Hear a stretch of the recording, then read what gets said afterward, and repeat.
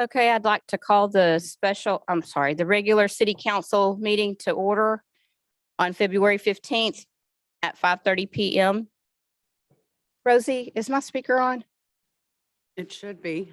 Is the Okay. button on? It is on. The button's on. 'Cause it doesn't sound like that I'm going out. I'll go ahead and she'll work on that. Members of the public may join in person or access a live feed. And virtual option does not allow for public comment. May I have a roll call, please?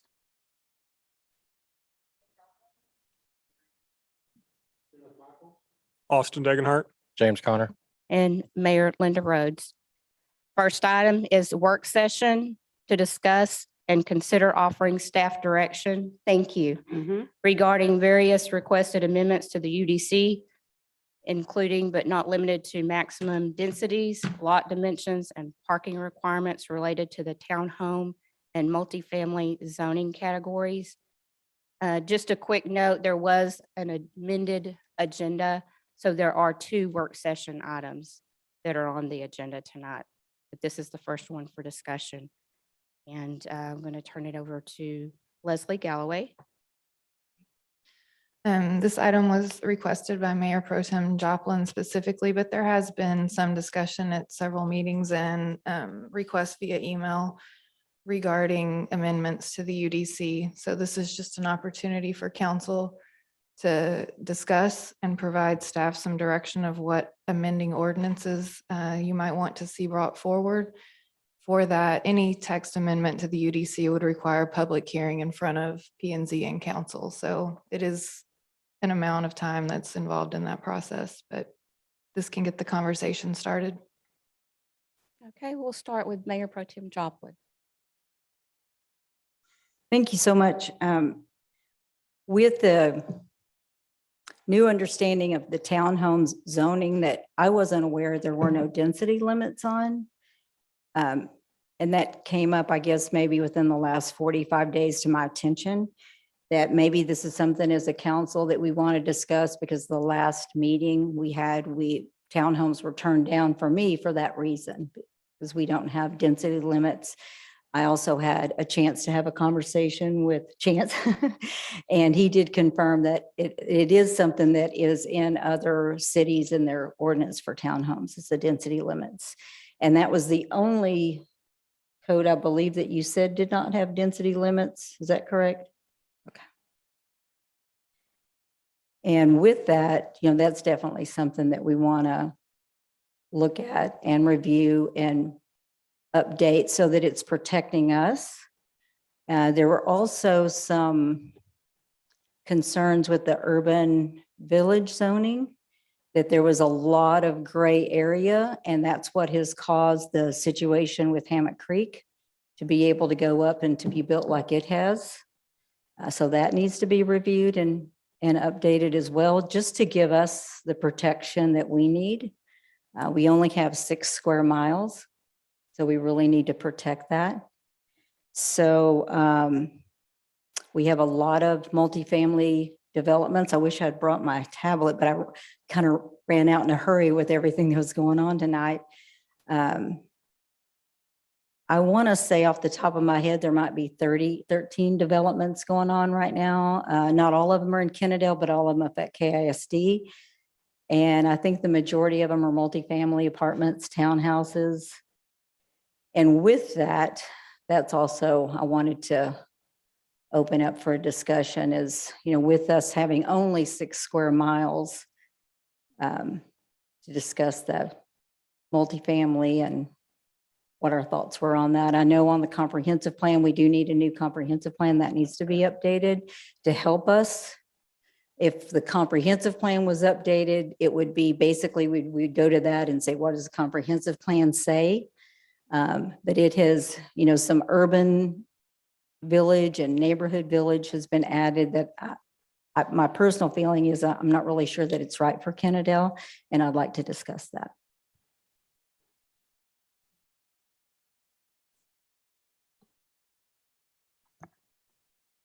Okay, do we want to just go down the line here and then come back to your concerns specific? Because they may overlap. I think so. Okay, Yeah, just Councilmember open it up Mitchell, and yeah. see what kind of a consensus we all come to. okay. Councilmember Mitchell? I just have the same concerns as Jan, so I'll just pass it on down and let's just discuss it and then we'll go from there. It's a good idea, I think, too. Okay. And Councilmember Michaels? I have the same concerns too. This is something we definitely need to look into. And I mean, if other cities have done it, then we should do it too. Okay. Councilmember Dagenhart? I'm in agreement that these items definitely need to be looked at. May I ask Mr. LeBlanc a couple of questions? In your review of the Unified Development Code, not only do you work with Kennedale, but you also work with other towns and cities in the surrounding area. Have you been able to identify some of the holes and gaps that we have in our codes that other cities, take densities, for example, that they have things covered that we don't, or perhaps we have things that may be a tad bit draconian that should be relaxed a little bit? Have you been able to kind of identify areas that might need attention? Definitely the townhome section definitely needs that reviewed. Your max density on apartments at 16 units per acre, that's probably medium density at that point, but I know y'all don't really want really higher density. So that could possibly be looked at as well. The urban village, I'll need to kind of review that some more. We haven't had a lot of urban village applications for that. So my thought on this is we know that we have gaps. We know, I think collectively, we all know that the comprehensive plan needs to be looked at heavily and brought into 2022. My understanding is the last year it was updated was 2012. So with both of these things needing attention and considering the fact that we don't have a community service director on staff yet, that position is still open and vacant, and we're using third-party consulting to backfill some of these areas that do need attention. Would you guys be willing to entertain something similar to what Arlington and Grand Prairie have done as a moratorium on multifamily for a defined period of time until these areas that do need attention can be rectified? And that's a general question to all of council. It's probably something that we should think about anyway, for sure. Because these zonings are gonna just keep coming to us and maybe get declined or whatever technicalities or for the use not in that area to be specific to that area. So it wouldn't hurt until we can get these in place, probably to look at doing that. Probably wouldn't hurt. One of the things that I want to ensure we don't do moving forward is having staff go in a direction with developers and landowners working towards a goal or an agenda that may ultimately be shot down by city council or not approved because of these outlying things that need attention. That's part of the reason that I'm throwing the idea out there, is to save staff time and city resources until we can get these things buttoned up properly. As an action item, and Leslie, Mayor, I'll defer to y'all. But what's your thought on having our third-party consultant take a deep dive look at these areas and elements that need to be brought up to standard? Perhaps not the comp plan, but the UDC and densities, and having them provide us with some recommendations that would mirror some of the other cities in our surrounding area as a starting point, perhaps. I definitely think that it's a good idea, and it's probably a good time for it as well, because, you know, we've discussed the need to codify the UDC, and before we do so, I think it would be a good idea to have kind of a comprehensive review of that document. It is close to 500 pages, I believe. So we would definitely need a budget for that the council was comfortable with, because it wouldn't fit within our current budget for the services through Dunaway. Chance, is that something you have any experience with doing? Is that something that you guys would be willing to provide a proposal for consideration so that we may be able to either come up with a budget number or have it slipped into a budget amendment at a later date? If I may, I don't think a moratorium on multifamily is the right kind of action that we should go with right now. Because then it would actually show that Kennedale is probably not a place to be, especially for businesses. Businesses do want, a higher amount density. Unfortunately, I understand that we are only 6.65 square miles, and I don't think a moratorium is what we need right now. I think what we need to do is consider looking at, a multifamily could be defined as, a duplex. I don't have a problem with those. Multifamily could be considered, these huge apartment complexes. I do have, a little bit of an issue with those. But especially, being on parkways and, where businesses need to be and, safety concerns and stuff like that. But I don't think a moratorium is the right direction that we need to go right now. I think that we just need to have city staff look at anyone who is trying to come in with multifamily and say something to the fact of, we're not really looking to fill that gap. However, you can still submit your proposal, because we just okayed 2 duplexes, over off of Oakcrest. To me, that's considered multifamily. I don't know if that would be considered multifamily to you guys, but to me it is. Because it does still carry the townhouse zoning qualifications. So I don't think a moratorium is where we need to be right now. Drew, how does a moratorium work? Can you issue a moratorium on any development, or can you do specific classes of development, or does it have to be a moratorium of all development? No, you can do for classes of development. If you're going to put a moratorium on residential development, generally cities put moratorium on residential developments when there's a lack of essential public facilities, water, sewer, fire, police. So before you were to do that, I would need to look at that and get with your city engineer or public works department and flesh that out more. So that's a big caveat I'd like to give you.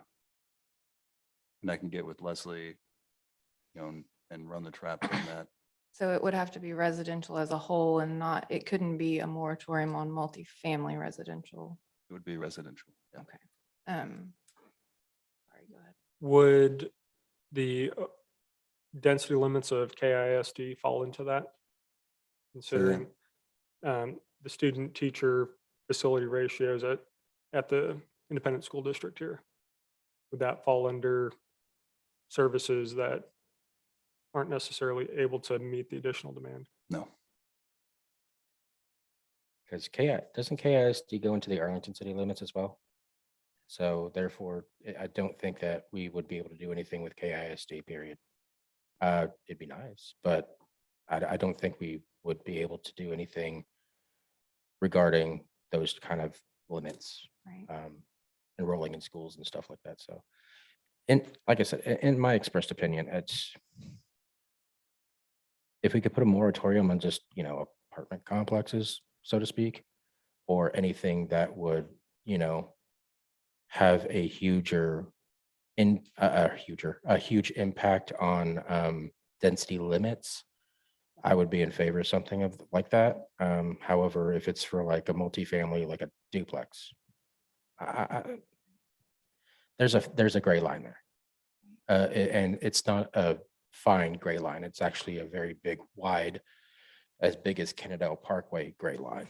Right. And I think we need to look into, as Drew said, looking into that sort of thing with a different mindset, I guess. Right. And as long as council is, communicates to staff, we can communicate to people who come to us for DRC meetings or, different developers and explain to them, because I would assume, can you issue a moratorium on anything being developed? Or is the moratorium on zoning changes? It's any development. You can put a moratorium on basically development applications. Okay. But there's a lengthy onerous process Right. that you have to go through in terms of one, making that connection in between, lack of essential facilities and Right. services and publication requirements and public hearings. It's not an overnight process. Okay. If I may, Leslie, does city staff currently have the capacity to undertake something like this right now? Even with third-party help? And it's okay to say, I don't know, because I don't know either.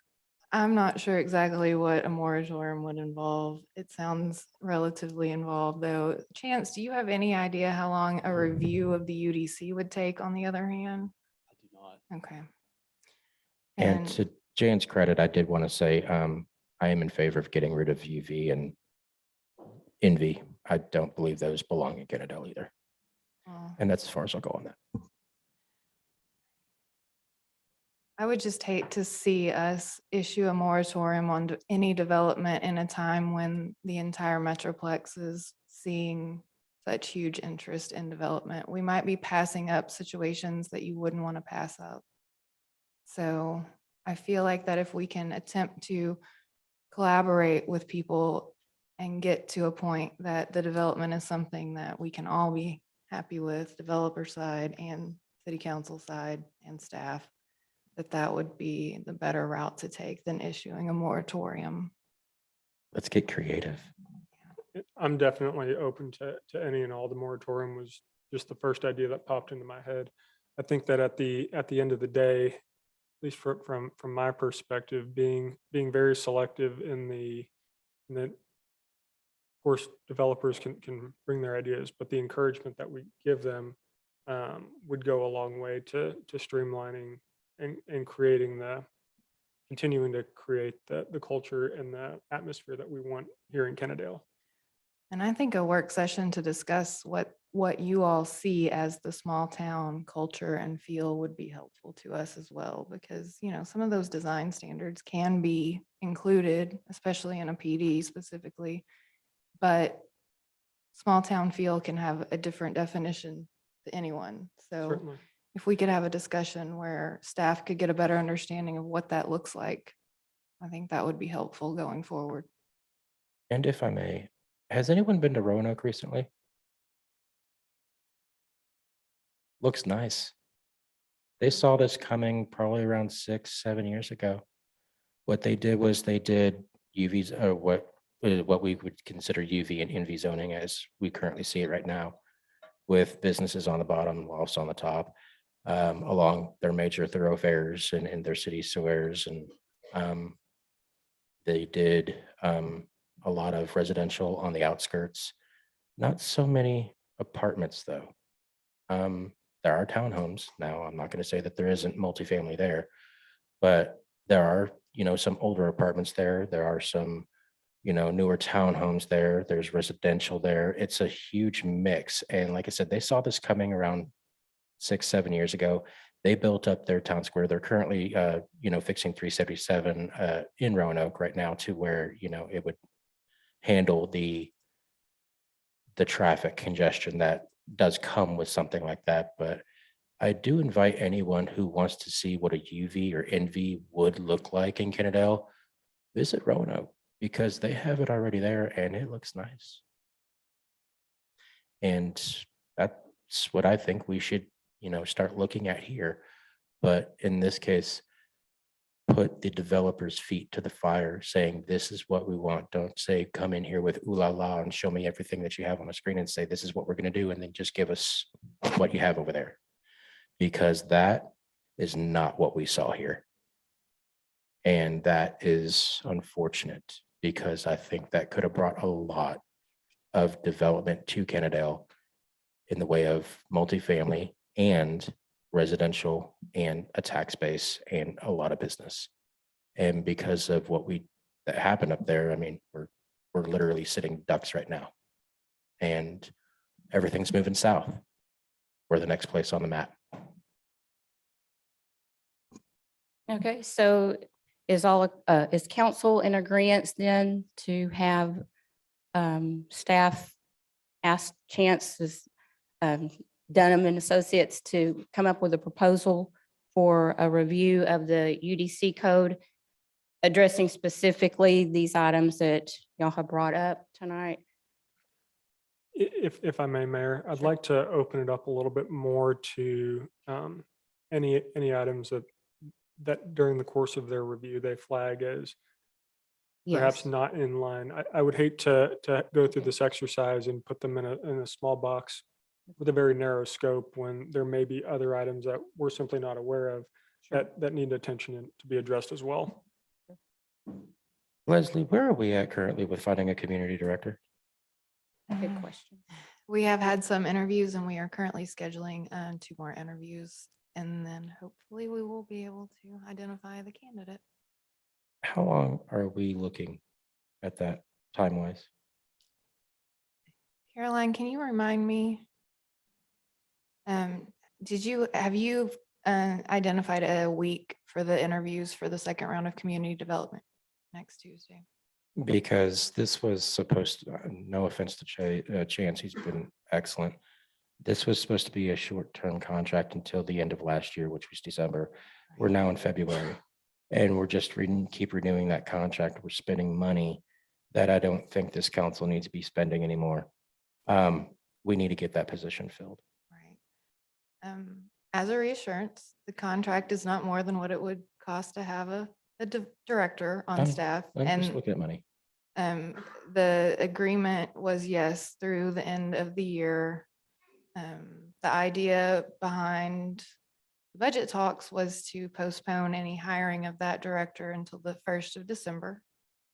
At that point in time, you all had identified a different city manager candidate and were appointing them. And I didn't see it as my place to appoint someone as community development director with that new person coming in. And as the interim city manager, I did.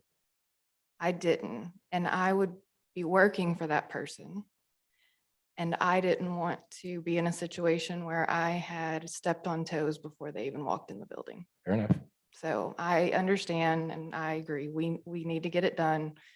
But there was a reason for my delay. So are we looking at possibly maybe in the next month, 2 months? Yes, if we have interviews next week, hopefully we can make an offer. The maximum I would think that someone would need to give notice would be a month. So We're looking at probably end of April, beginning May, possibly. yeah.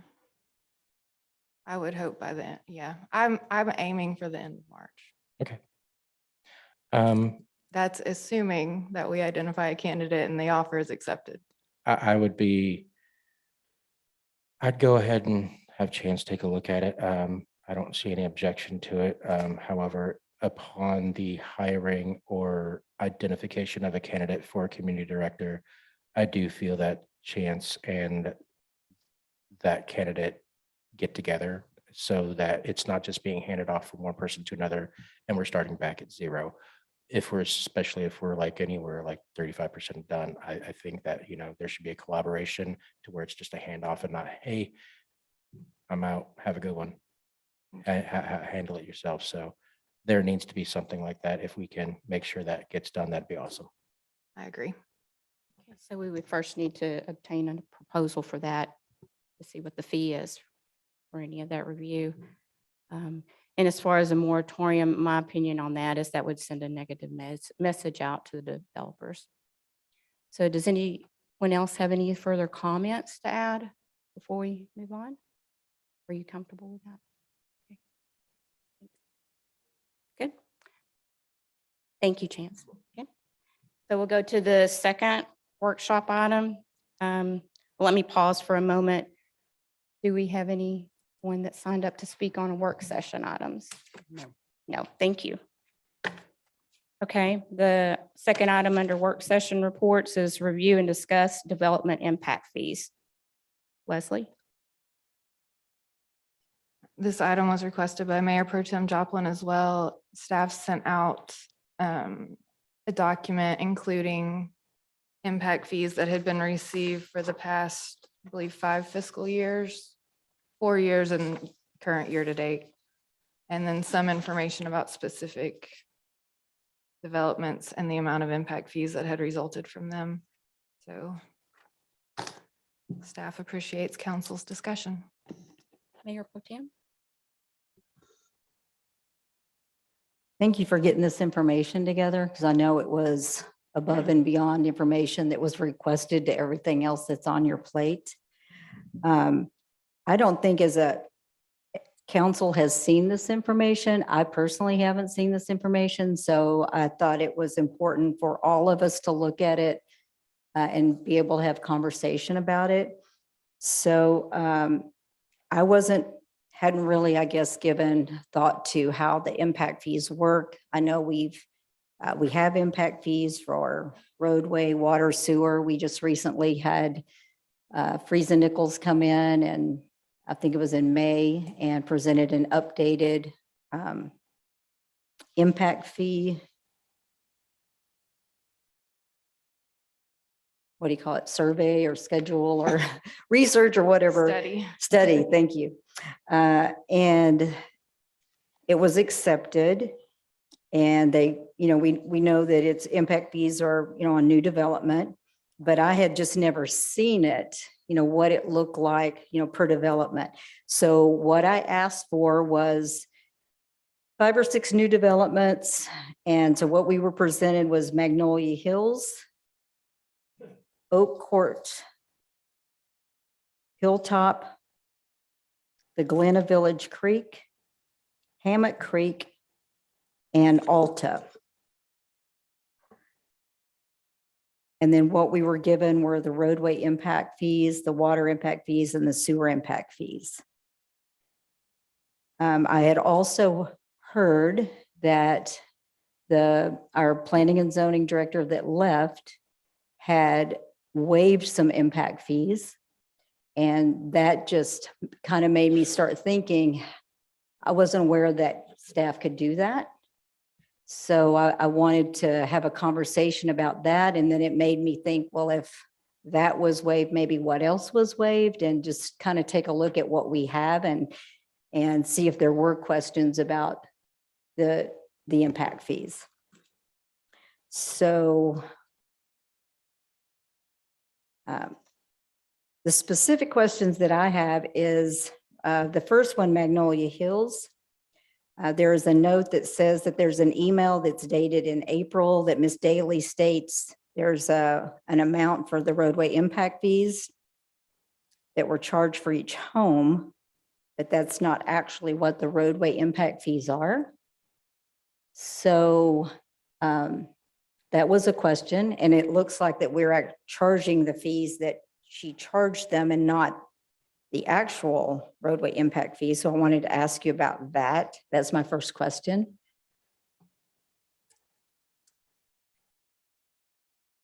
I cannot answer you why she used the different amount on that. I have included the amount that were active at the time, but I didn't include here any specific billings, so I don't know how we can determine if her amount or the actual amount was used. So I guess my question is, if we have a fee that's been given to us that we're supposed to be charging, Right. is there other fees that get added to that make it different than the fee that is? No, there should not. And that's why I put here, it seems that she got the amount wrong in that email. The only reason I included that was because you specifically had asked about waived fees Right. on recent developments. And so I did some searches on waived or, like, Okay. so that's one thing that I came up with, and it kind of refuted the idea of us waiving any of those fees on residential development. I'm not aware of those fees having ever been waived. And I failed to mention, we have Max Aronson here from Shield Engineering as well to answer any questions that might come up. Great. But, he and I kind of had a brief discussion today, and the entire calculation for impact fees is to take the projects that are on the CIP list. You take half of the amount of those projects and you divide it out amongst how many units you think will be added. So the waiving of any single one of those fees throws off the calculation for all others. It is not in my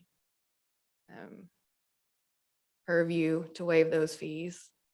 I think that through a developer's agreement, you could do so, but it's not recommended. The attorney wouldn't recommend it. The engineers wouldn't recommend it. I wouldn't recommend it. And I don't find any evidence that it's been done, at least in these recent years. Okay, because I mean, you did share that with me, Yes.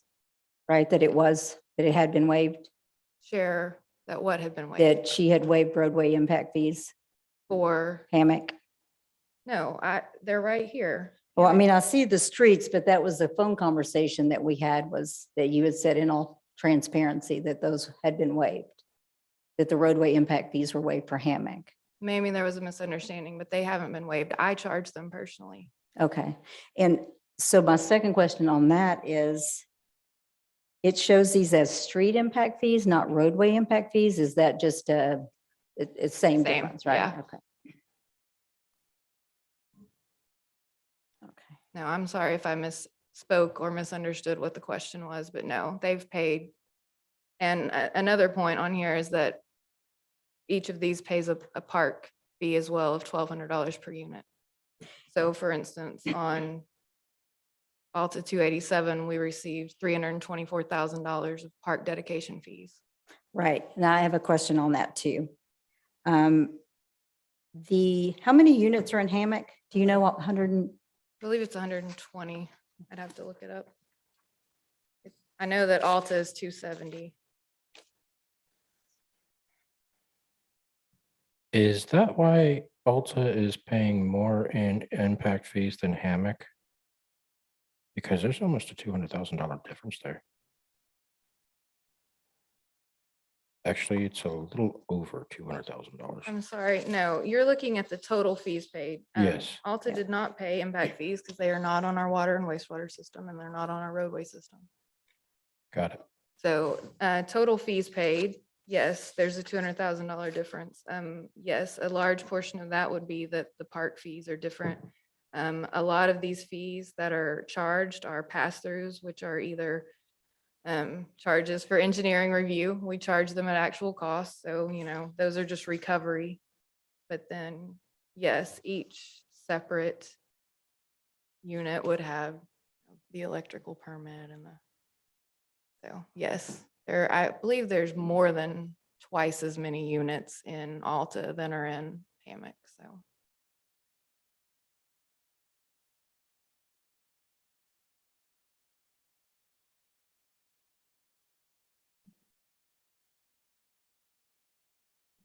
So Magnolia with, I don't know how many homes are on Magnolia. Oh yeah, you said 92 homes. So with the 3 impact fees, that's going to be about 483,000 for those 3. Then Oak Courts, there's 14 units there. So that's about 73,000. Hilltop. So Hilltop is behind us, 32 homes. 125,000 total for the 3. The Glenna Village Creek, there's 35 there. That's about 136,500. And Hammock with 120 units is about 230. And then on Alta, the new apartments next to Albertsons, there's no impact fees. because the water, wastewater, and primary road are owned and maintained by the city of Arlington. And the developer, they constructed a portion of Joplin. Right. They paid for that. Therefore, no impact fees were received by Kennedale. Also, you provided us with these, which is per project, a breakdown of all the different fees. There's only two of them, one for Alta and one for Hammock. Right. Do we have these on each development? No, we do not, because with those, the developer pays them up front based on the units. And with single family residential, as each lot is purchased and the plans are submitted, they're charged to each homeowner. So I don't have a good way to go back and associate those with the different neighborhoods other than manually hunting through each address. So I did not go through and do that. No, that's fine. I mean, we're just seeing these for the first time, so I'm like, okay, that's good. I mean, I like seeing that there's a project where everything, all the information is in one place. But for example, Alta, so there was no impact fees for Alta, but there are a lot of other fees that are assessed to them. And like you said, the majority of them are pass-throughs. The engineering, assume there's a Fort Worth impact fee, water pass-through. So there was a parks fee that Alta paid of $324,000. Yes. Was that budgeted? I didn't find it in the budget, so I didn't know. I don't believe that was budgeted, and it would just be received by, it can only be used for parks. So Right. It would be received by that fund. And where does it go? Is it earmarked for something specific? Does it go into the park budget? Is that where it will flow to? Yes. Yes. Yes, it can only be used for that. Correct. It can only be used for the maintenance or creation of parks.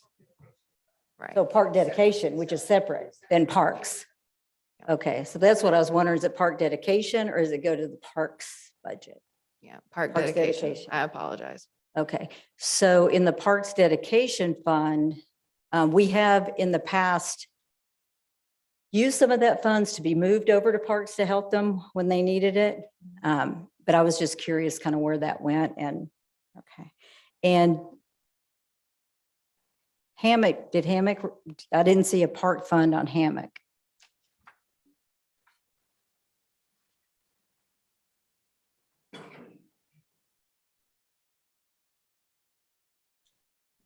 I'd have to look back.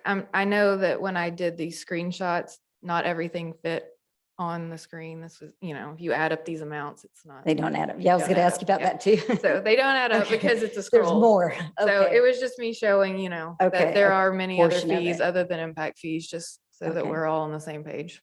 Okay.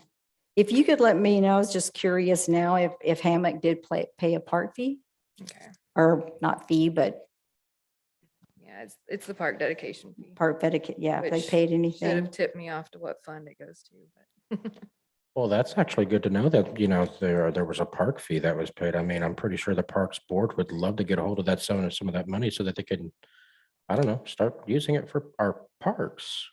If we could move some of that money over from the dedication to the actual parks, to their budget. I don't know how much is in their budget. I think it's like, what, 30,000? Nothing? Yeah, I think they need some money. The other question I had is on the fees that are on this list that are, all the miscellaneous and some of them being pass-throughs. Who decides on these fees? Where do these fees come from? And In our fee schedule, there's calculations based on square footage for a lot of them. Some of them are just straight dollar amounts per each inspection. okay, Anything that goes through Safe Built or through Shield, we bill an amount up front as a retainer, and then we balance bill for the actual cost for engineering review or building inspections. Or in the rare case that it would go under, we would refund, but doesn't usually go under. But yeah, I think that answered my questions. Thank you for this. It was my impression that there had been some fees I waived. know. And I And do, so that sent an alarm off to me because I, didn't, right. And I may Uh, have misunderstood the question or just misspoken, but well, I am glad to know that Hammock paid because the traffic nightmare that's going to be created when they open, I can't even imagine it. And we don't have a plan at this point on how to fix that. And I promise you that 159,000 is not even a drop in the bucket to what's going to be needed for that plan. That's huge.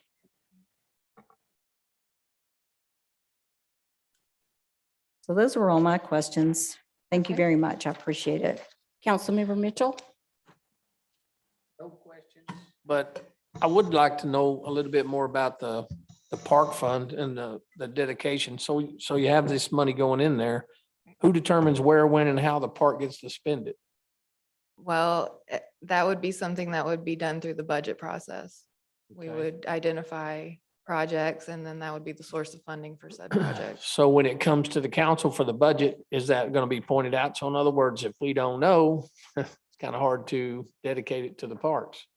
So there has to be some money with all these developments. They say they have none in their funds, but I guess in the park dedication, we have money, right? Well, So, and that's just it. We've typically only seen single-family residential development. So we've not ever seen a single park fee payment in that amount before. but each So- resident gets so much, it's like Right. $1,200 or something. $1,200, Yeah. right? So we've So- typically had to kind of slowly let it build up, but when you're Yeah. talking about 270 homes on a single, development, that was a large payment. So that's something that you could actually not have to wait for it to build up in order to complete a project. So, Well, I think our parks need some work. So I think we really need to at least maybe have another study on this and look at it and get some information to see what we can and can't do and what's available and what's not available. I mean, that's what it's for. So, yeah. Okay. I think that's the only question. I really didn't know what all this was about. So I'm kind of filled in now. And the Parks But it's Board. good to have these discussions because Yes. we're in the blind. We have no idea what's going on until something like this comes about and we can't talk to each other. So who knows what's happening around here? So yeah, we need more discussion like this. Thank you. And the Parks Board, obviously, they have been working on a list and, for the bond. And, yeah, Councilmember Michaels, you may want to add to that. The only thing I have to add about it is, yes, at one time there was going to be a park fee waived by Magnolia Hills. And that was probably 2 years ago, but then somehow the money came back to the Parks Fund. I think it was waived at one time because I was told by Larry Hoover that was going to be waived. And we were thinking that was money that we could use for the park. And the reason why, it was an HOA and they were going to take and do the park themselves. They were going to manage the park, mow the grass and everything else and fix everything that breaks. Then right before Larry left, he was like, guess what? They're paying the parks fee now. So that's the only thing I've ever heard that was waived, but we are now getting the money. And I'm kind of like you. I mean, we have nice parks and there's a lot of stuff that needs to be fixed in our parks. And, this is kind of a start and we need to, take steps and start working on and getting this stuff fixed.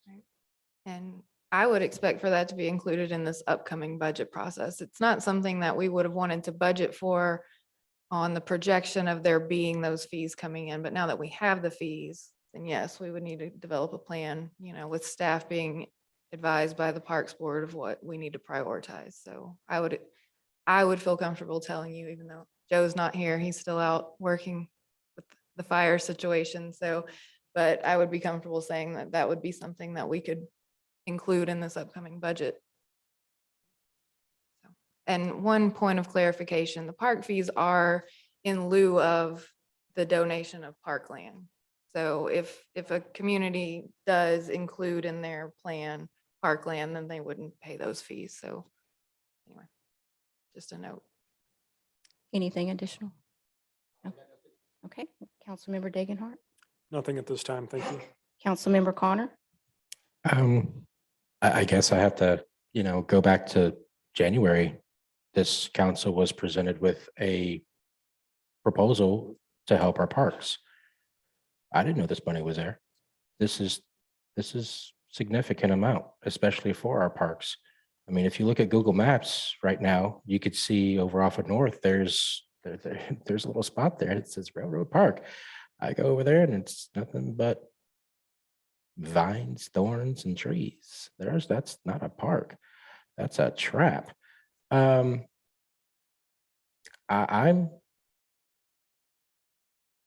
visit the parks here for various reasons.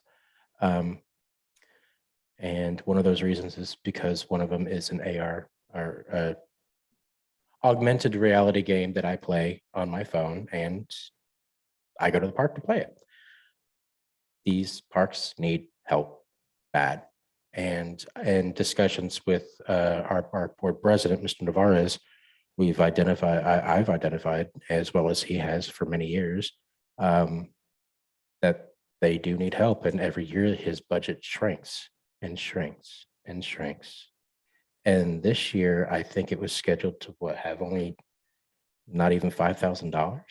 That's not enough to run a park. I mean, our splash pad alone needs about 40 grand worth of work. And I like to see that up and running for our youth to go and play during the summertime when it's 115 degrees outside and you have sweat rolling down the back like Niagara Falls. I mean, our parks need help. And if this money is there, God, good Lord, we need to use it.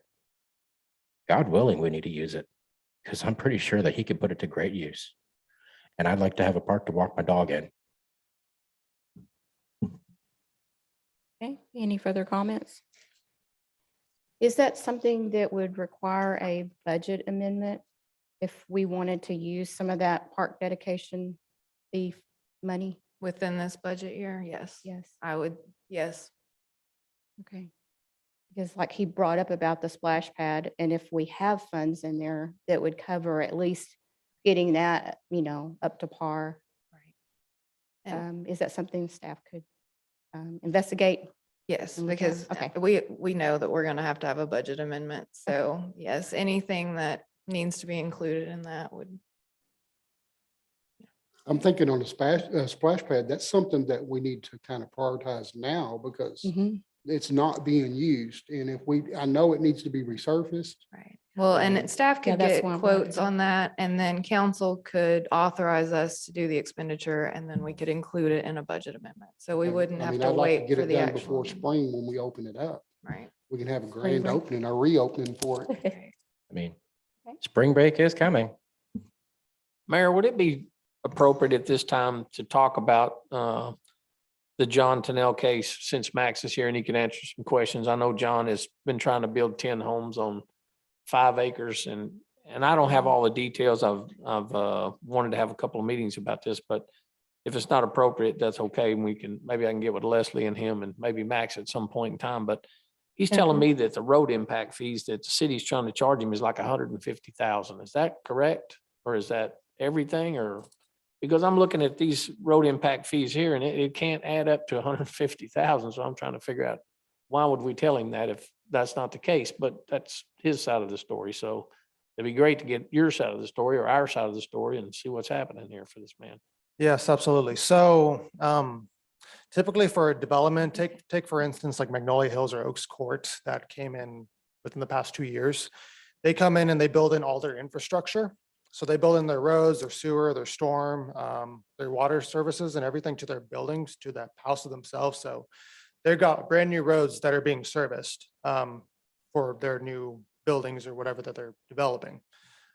In the case of the Tennell's development, he's connecting into existing streets. And the concern there is that those existing streets are connecting into those existing streets poses a concern because you're increasing the amount of traffic on those streets. So you're potentially causing more wear and tear over a shorter distance of time than if that property that was already there is just one house. with having 10 homes, it's going to increase the amount of wear and tear over time. So on that, we kind of worked with city staff at the time to try to determine what the proper impact fees might be for some development coming in and connecting into existing roadways. So we did something, it's an engineering way to calculate impact fees. It's called rough proportionality. And this kind of entails determining how much impact that one development or the development of 10 homes could have on an existing roadway or an existing sewer system, whatever it is. Now, one thing to add to that is the existing impact fees that are already stated that you guys have been looking at. I think it's about $2,000 per home that you saw for Magnolia Hills and Oaks Court. That's impact fees for the city of Kennedo as a whole. So just think about the extra traffic for the entire city is going to face on all the roads. However, again, those developments are building their own infrastructure to actually serve their individual properties that are going to be developed as part of their community. So since this development is not proposing any new infrastructure and he's trying to basically put a lot more strain on the existing systems that the city has in place for those that current area as well as the city as a whole. Something such as rough proportionality can be used, and it's used in multiple cities, and honestly, a lot of cities do use it. I can't name all of them off the top of my head, but Fort Worth uses it, and there's a few other areas that we've seen around DFW that have used a similar system to calculate impact fees for a development coming into this specific situation, because it's not a very common circumstance where you're trying to develop new homes along an existing roadway. So with that, we determined with city staff as well as our experience in the field doing this for other municipalities to determine a rough proportionality cost analysis for his impact to the actual roadway.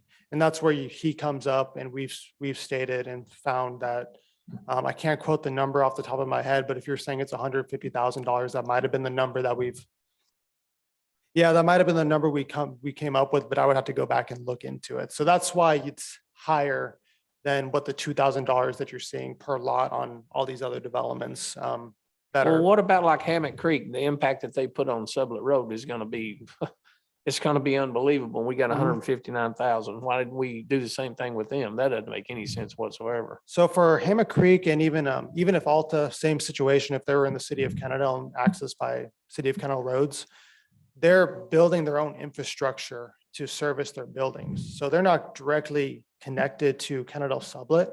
I agree it's going to have increased volume on Kennedale Sublet as well as all the other roadways in Kennedale. However, since they're building their own infrastructure and they're not directly impacting and tying into it, that's why. So they're paying that money upfront by actually building the roadway systems within their development themselves. And I believe, if I remember correctly, those roadways are actually up to City of Kennedale standards, and they're actually within the City of Kennedale right away once the plat gets filed at the end of construction. Can I, go ahead, I'm sorry. Go ahead, James.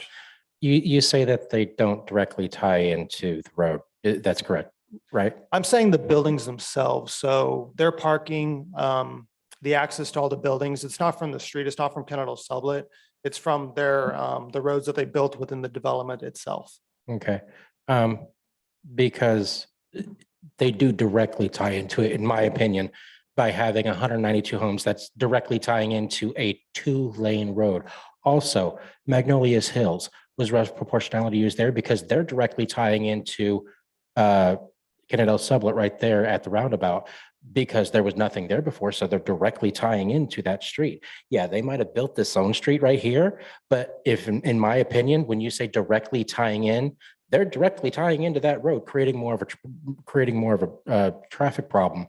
Also, I think Valley Lane, they're directly tied to that, and we need to get that road fixed. But when you say rough proportionality, I don't think rough proportionality needs to be used in the city of Kennedale. So we might want to look at that, and we might want to start actually calculating real impact fees, because when you say directly tie in, all those developments directly tie in to 2-lane roads, and it directly affects them. So forgive me for saying this. I don't believe you. I think rough proportionality needs to go away. And if we are talking about impact fees, they need to be as stated on the contract. As they were stated to you when we made that contract, I think it was what, back in August or And there October? is a difference between impact fees and rough proportionality Okay, fees. we don't need to use it. We don't need to use rough proportionality No. fees. Okay, $150,000 for 10 homes is if a I little can- ridiculous. If I can clarify. Please. So rough proportionality is something that always exists. It's a standard to actually protect landowners and developers. So rough proportionality comes into play when the city's imposing some type of exaction on a developer. And an exaction, to oversimplify, is you want the developer to do something as a condition for permit approval or plat approval. And for the city to do that,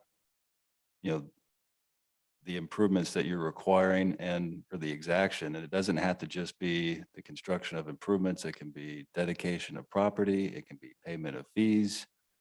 They have to be roughly proportional to the impact of that development. So to put it another way, whatever you're asking them to do, it needs to be attributable solely by the impact of that development. So rough proportionality is, it's a legal standard to protect property owners. It always exists. It's not just offsite improvements, it's any improvement. So even if we have a traditional subdivision, it's got on-site streets that are coming in to be constructed that are brand new. We have dedication requirements. We require them to build the streets. We require them to dedicate the streets. Rough proportionality is still a concept that applies on-site and off-site. Your impact fees are different. It is an exaction. So you're still requiring a fee as a condition for some type of approval. But you've gone through this really onerous process and paid somebody a lot of money to come up with the fee. So they do all these studies, they identify these capital improvements, go into the capital improvement plan, they come up with a cost per service unit. And the fee is what it is. So I Well- think maybe this development that we're talking about, it's somewhat related, but we may be talking about apples and oranges. The impact fee may be different than the roadway improvements that we're requiring. I'm not an engineer, so I don't know these things. So thank you for breaking that down for me. I'm not an engineer either. Well, you're also an attorney, so you know about those things. I don't. So you say you want to talk numbers, hi, that's me. But when you say directly tie, when he says directly tie in, I think all these other properties have directly tied into existing roads, so they should be subject to the same kind of standard, in my opinion. Wouldn't you agree? Yes, and that standard applies all the time. Technically the city is supposed to be making rough proportionality determinations, anytime it's asking a developer to do something. So in both cases, impact fees and your basic rough proportionality analysis, in both of those instances, that's really a determination made by an engineer. If I may, perhaps a better question that should be asked is, was a rough proportionality analysis done for Hammock Creek or Magnolia Hills, some of these larger developments that are going in addition to the standard impact fees that we see? At the time, we were not requested to do a rough proportionality analysis, and the reason behind that is that for larger developments, such as Magnolia Hills or Hammock Creek, they come in, they build in all the roads for the city of Canada, and then they dedicate those roads. So now, once Hammock Creek is completed, all the roads within the actual development are going to be owned by the city of Canada. So they come in, and that's kind of their agreement with the city is to do all that. But for a case like the 10 homes along Katy Circle, they are not proposing to build their own infrastructure and dedicate it to the city. So that's why a rough proportionality analysis was decided upon to determine the direct impact per their development for their frontage for those new homes. Each of the homes fronts an existing roadway that was paid for with public money. And so this is a way to recoup the fact that that developer will now be able to profit off of that public roadway existing. I'm tracking with you. Councilman Connor, just for clarification. To break it, to simplify it a little bit, when a developer comes in and installs a sewer line, for example, they make one tap to the city sewer, and then every one of the branch lines that goes to service each house comes off of the sewer line that the developer installed. In the situation that we're talking about here, the developer would be making 10 individual taps to existing city infrastructure, which has a larger impact on what the public has already paid for versus whether these larger developments are going about it. Does This that is- clarify things Yeah, a little this is bit? why we have an engineer on council. Thank you so Right. much. But here's a thought. So let's just say this guy gets tired of messing with the city, which that's where he's at, and he's got a couple options. What if he decides he wants to sell each of these lots individual to an individual and they each build a house? How's that going to affect the road then? So as of now, it is one single lot. So he is trying to subdivide that one large property. It's 3 or 4 acres, I believe, into 10 or 11 individual properties. And he cannot do that until we approve it and as well as the city approves it on the stance that we say, okay, you guys are building the adequate infrastructure to service these lots, and then you can file the final plat, which releases them and allows them to actually sell off the individual lots. And we So- probably need to steer back to the agenda specifically to, as it relates to impact fees. So any further discussion leading away from that probably needs to be done separately. Do you have any other comments about impact fees relating to that? Okay. Okay, I just had one addition. okay, sure. To the park fund on the fees schedule that we were provided. There is 314,000 currently in the park dedication fund. So with this additional 324, you're over 600,000 in the park dedication fund. And that's not Magnolia. I don't know if this 212 was Magnolia or not, because I don't know. It could be that 212 was Magnolia. Okay, I mean, their park fee, yeah, the park fee. It's still by lot, the park fees. Okay. Okay, so this is probably not Magnolia. So that would probably, there'd probably be even more than the 600,000. Debbie has something to add, I believe. Magnolia. Yeah. Okay.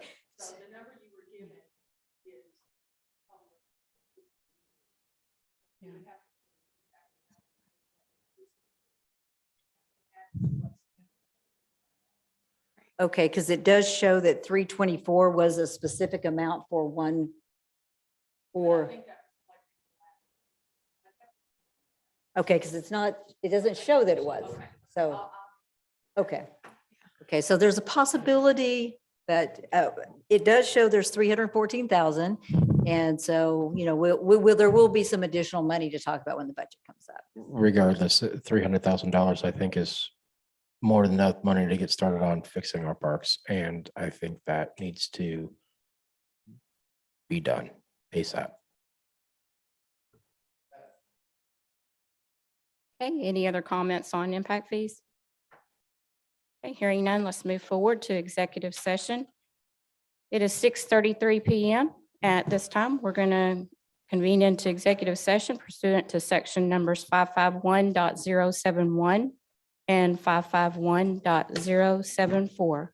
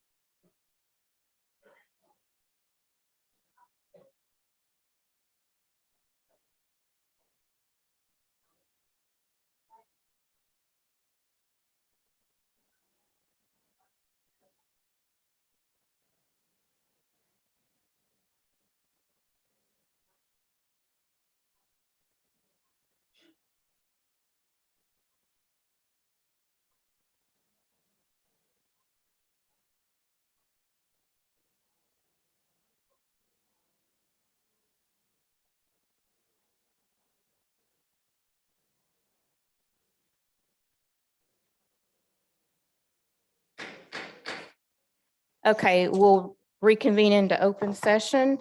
Time is 7:41 PM. And if everyone would rise for the invocation and pledges of allegiance, please.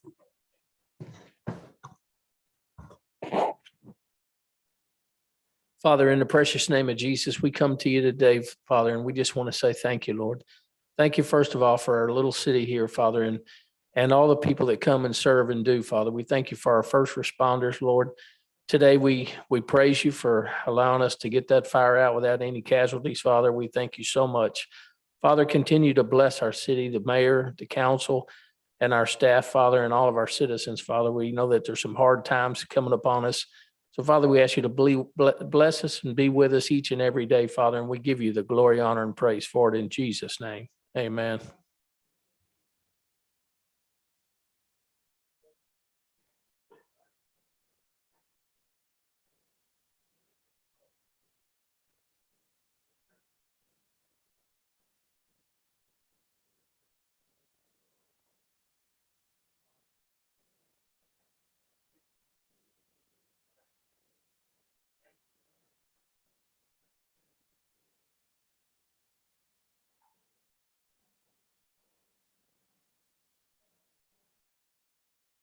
I'll ask Rosie, are there any persons that are wishing to sign up for the visitor and citizen forum?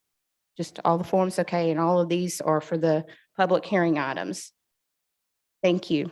So we'll go on to reports and announcements, updates from the city council. We'll start with Council Member Connor. No updates at this time. Just thank the first responders for getting that fire out. I know we had a lot of local agencies helping us out today, such as Arlington, Crowley, Redden, Lillian, which I have no idea where that is. But thank you to all of them. Thank you. Councilmember Degenhart. No update at this time, Mayor. Thank you. Councilmember Michaels. On January 20th, I attended the Rotary Club meeting and they had a guest speaker, Miss Whittle Turner of Keep Kennedale Beautiful Commissioner and Tarrant County Master Gardener. And she did a great presentation about gardening for the spring. On January 27th, I was invited to the Rotary After Dark and a little networking and communicating with some people. February 1st, this was a crazy event that I went to by the Kennedale Chamber of Commerce. And it was Death by Chocolate, hosted by the Emerald Hills Funeral Home. And it was very delicious and very different. And then I attended a KKB meeting and planning and zoning meeting. And that's about it. Councilmember Mitchell. I can't do the death by chocolate. I just want to give a shout out to Leslie. She sent me an email. I'm sure she sent to everybody about our fire and the situation that was going on and where people could go if they needed a place to go. And that's what we expect. We expect to be kept in a loop and have a plan. And it was a good plan. And I don't know if anybody got displaced home-wise. I don't think they did, but at least there was a plan in place and that was great. And then tomorrow at the Senior Citizens Center, there is going to be a party for Valentine's Day. So if you get a chance to come by, come by. Thank you. And Mayor Pro Tem. Yes, the same thing for everyone who was involved today. It was great seeing our community come together to get the information so quickly about what was happening with the fire. I think I heard there was 13 different agencies that were involved today. We had the Fort Worth Star Telegram out here. We had CBS 11 out here, but the stars are the first responders. And I know there was a lot of prayers going out today and I too am just so thankful. I was really praying for that wind to die down and there were people displaced. We opened the senior center quickly in the library and there were families that were there. There were some families that came to town center and could come over, but they're like, no, we'll just, run around outside. And, but, thank you again for the communication to us, letting us know what was happening. It was so we could just, as people were asking us, what's going on, we could be involved. And that's really all I have to say. I did attend the chamber meeting. It seems like the chamber meetings are always the day after these meetings. So it's always, a little bit challenging, but I do go. They do have some really good speakers, especially now with the election for the primaries and the early voting is going on now at the library. So there'll be another meeting tomorrow, chamber meeting, so I'll be attending that as well. Thank you all for coming and I appreciate you all being here. And for And those that are watching online. Yes. And I believe there was a question about the seniors Valentine dinner. What time is that? Is it around 11 a.m.? It's going to be after bingo. After bingo. So, yeah. But, okay, I attended the Tarrant County Mayor's Council meeting. They meet once every other month, and it's very important that mayors attend that. It has to do with how they rate your bond information.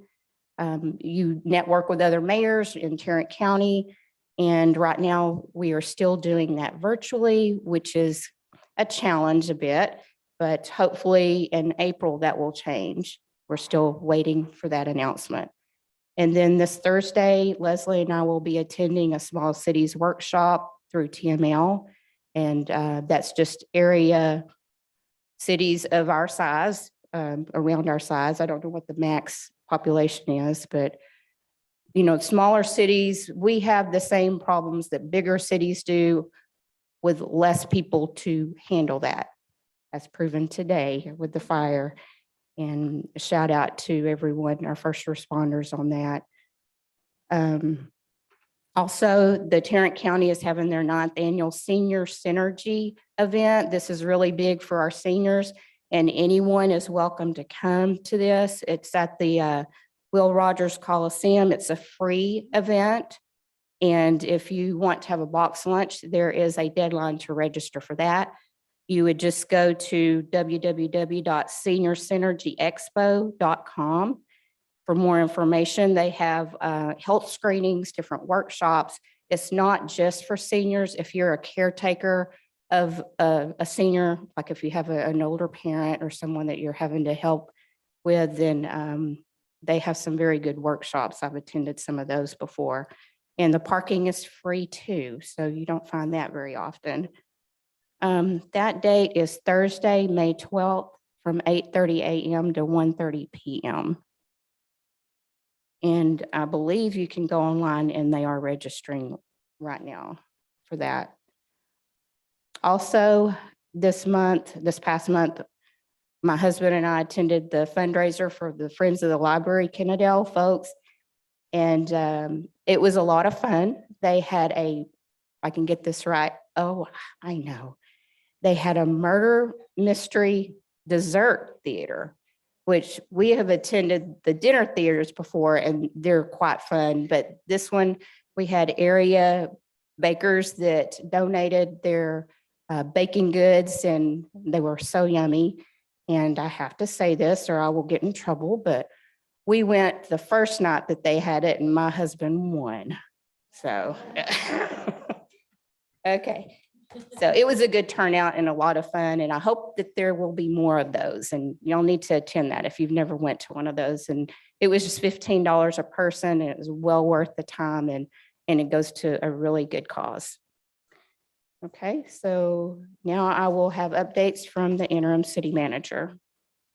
I don't have any specific updates other than I was going to ask if Chief Hull would just kind of give some general information about the fire we did have today. So everyone will have that. And I do, of course, want to thank everyone, including Rosie, who found us a bulldozer last minute. Every single person on this entire staff just sprang into action. It was scary at first, but it was exciting to see everyone pull together. So if you don't mind, Chief. It's truly a team effort. We did have a report come out about 1:30.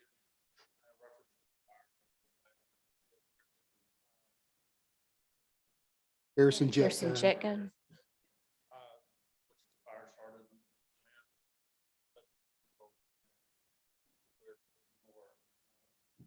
Luckily, it followed the train tracks that helped.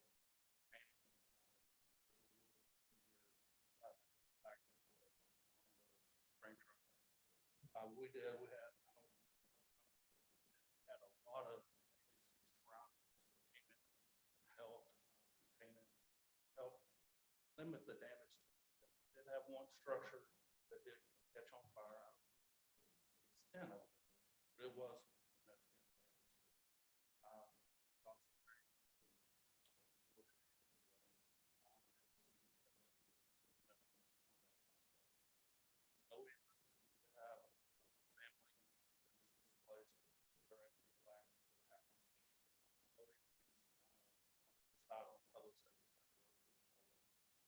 A lot of great things that came through. It wasn't true. One of the things that was needed to be able to do that. Public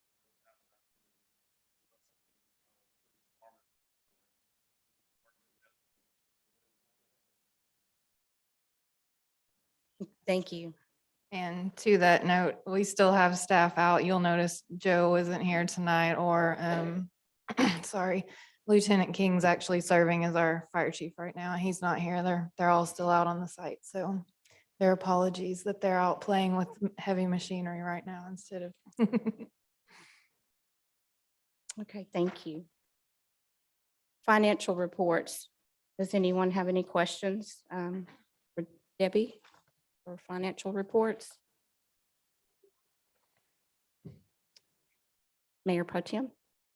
I did speak with Debbie just before the meeting started, just to ask her a couple of questions and specifically about the reserves and possible amendment and the suggestion and is now that the audit is starting for us to wait until the audit is complete and then do the amendment then to the budget, which would probably should be to us in March, which would be the next month. So I appreciate that and very much.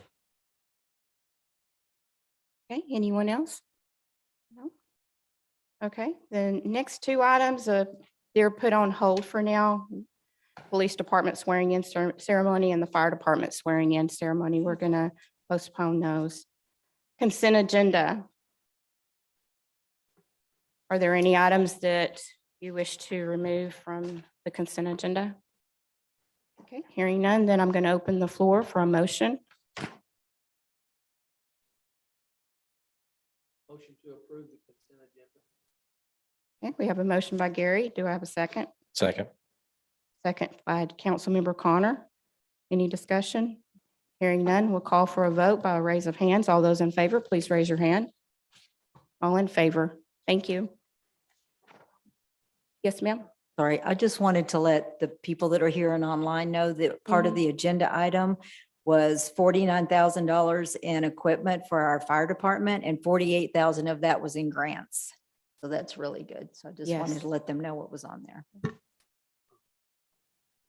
Okay, and then items for individual consideration. Item number 1, approval of an interlocal agreement with the city of Everman for rabies control and the shared use of the city of Everman Animal Shelter.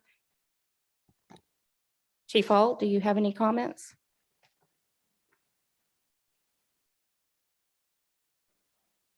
Okay, thank you.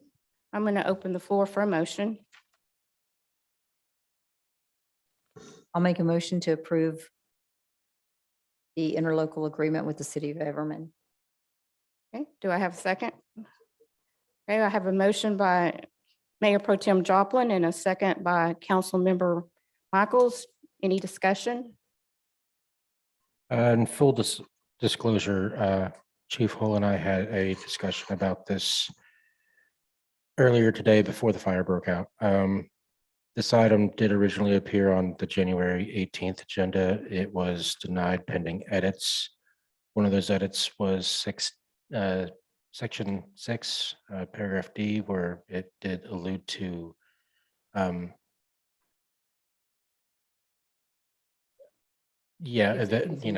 where it alluded to killing of animals over a certain period of time with Kennedale or with Everman. Chief Holt and I did have a discussion, and I hope that we will continue with that discussion going forward and possibly maybe having a catch and release program in the future with them as well. Okay, any other discussion? Okay, we're going to call for a vote by a raise of hands. All those in favor, please raise your hand. All in favor. Thank you. Next item is approval of a rate adjustment to the current contract with Waste Connections for residential and commercial solid waste collection, transport, disposal, and recycling services, and approval of an amendment to solid waste agreement regarding same. Interim City Manager Leslie Galloway. As stated in the staff report, the city of Kennedale has been served by Waste Connections under various names since 2007.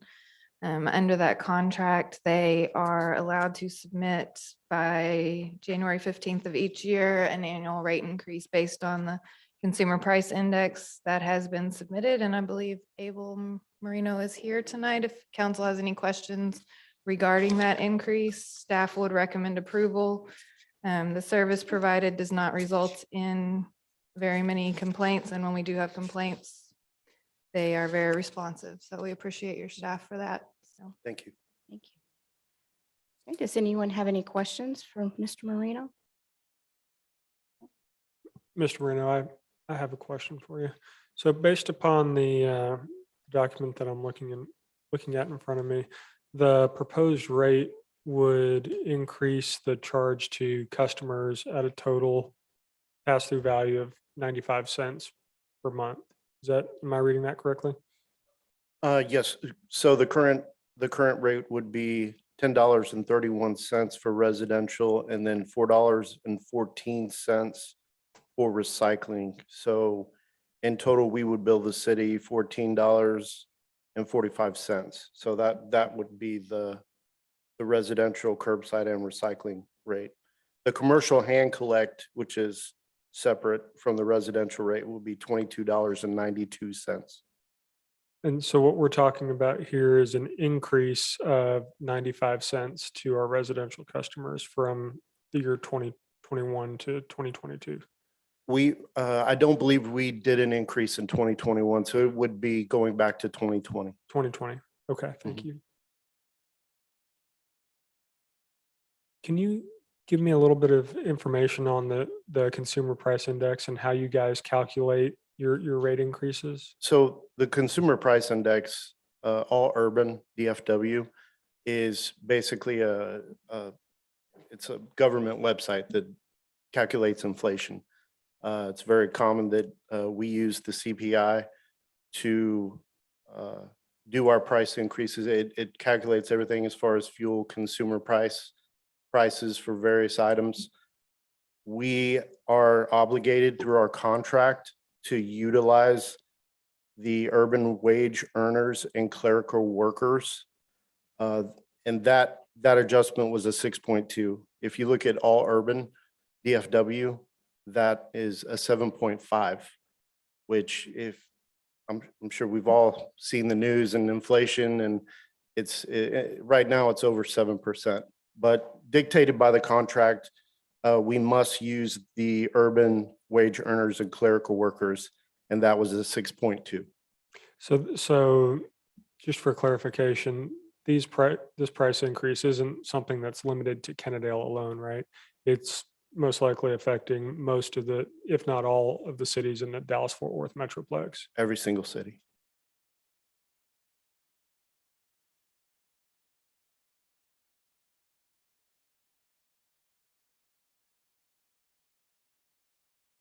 That's all I have. Anyone else? Yes, ma'am. So I don't know if you'd be prepared to answer this tonight, and I'm not suggesting this. I'm just putting it out there so people know we've had this conversation. I think maybe 3 years ago, the last time we went through this, there was some conversation that if we didn't have recycle but once a month, would this adjust the price any?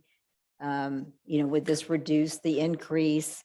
And again, I'm not suggesting it. I just want people to know, because from what I remember, the answer was that the recycle was minimal to the total price of our waste connections cost. So, and let me introduce myself. I apologize, I didn't do that. My name is Abel Moreno. I'm the district manager for Waste Connections. I'm over, our yard is in Haltom City, and we operate over as far south as Burleson, Crowley, Joshua, and as far north as Justin. That is what we cover. We have over 19 municipal cities that we have contracts with, Kennedale being one of them. And to answer your question, ma'am, the recycling, if just going off of the cost of recycling, it's 4 times more to dispose of recycling than it is your basic trash. To go to a landfill, Right. it costs us $23 a ton on average. To recycle anything, it costs us $90 a ton. So just by saying that, if we have to recycle less, then yes, the cost would go down. Now, as far as, I don't want to speak on your recycling percentages without getting with my team and having accurate data. That's something I don't want to guess, but I'd be more than happy to come back during a workshop and present stats for the city if they wish. It would just be interesting. I'm a curious person, so it'd be interesting to see what they are. Not that it would mean anything to us tonight. I just wanted, because I have had, people that see this and say, well, is there any way for us to save? Is there anything else that we can do? Are there any other options? So I just want to make sure that we explore the options that we have available to us. I don't just represent my company, I also represent the cities that we serve. So by all means, it's my responsibility to come up with cost-cutting measures. And like I said, if I need to come out and do a workshop, I'd be more than happy to do so and talk about some cost-cutting methods that we can present to the city. That'd be great, because our contract expires 2025, I think, something like that. Yes, ma'am. Okay, so we would probably need to start talking to you maybe 23-ish timeframe for the next contract. Correct. And we can always do an addendum to the current. Correct? And if there are any changes that we need to provide more capital, whether it's more trucks, whatever that may be, we could always extend the contract and do an addendum. But again, those are all Right. city choices. Well, I just wanted to read that what I'm reading is that your overall cost and expensive have increased over 10% and you're requesting the 6.2. Yes, ma'am. If you, and it's no secret to anyone. We've got, it takes a lot to operate these trucks. If you look at what's going on right now in DFW, one of the fastest growing markets, housing costs are going up. We've got to stay ahead of the curve and make sure we're taking care of our employees, especially our drivers, which are hard to come by right now. The laborers on the back of our trucks, they're full-time employees, but we need to take care of them too. And that's what we're doing financially, making sure we're staying ahead of the curve so we don't lose employees. And the end outcome is we don't service the cities that we're in. Well, I can tell you the service that you provide is very, very important to Yes, ma'am. everyone. So thank you very much. I appreciate it. And also, I just noticed, I walk a couple of miles every day. And I used to notice, not with your trucks, but I used to notice that they would leave marks when they squish the trash, that it would leave marks on the street. I haven't seen that. So you also take good care of your trucks, and I appreciate that Thank you. for our streets. Any other comments? Just want to clarify the charge on this chart here that we have on our agenda summary sheet for residential customers currently on their water bill for their regular pickup and their recycle and your sales tax. You're paying a total of $14.93, and that will go up to $15.88, which that's the 95 cents. And just want to thank you for attending. And I did speak with Norm earlier today and miss seeing his face, but glad to meet you. And he was just kind of checking on things too, to see if the services that you provided were satisfactory, and they are. So thank you very much. Thank you. We're here to serve the city. So we thank you, and it's an honor to run our trucks through the city. Thank you very much. Okay. Thank you. And this is really pretty much standard for all cities that they would request a CPI. So now I'm going to open up the floor for a motion on this agenda item. Mayor, Yes. if I may, before that motion, I would like to have this as a future workshop item to explore potential cost savings measures with Waste Connections Okay. on a All future agenda. council members in agreement that okay. Yes. Let's make note of that. Okay.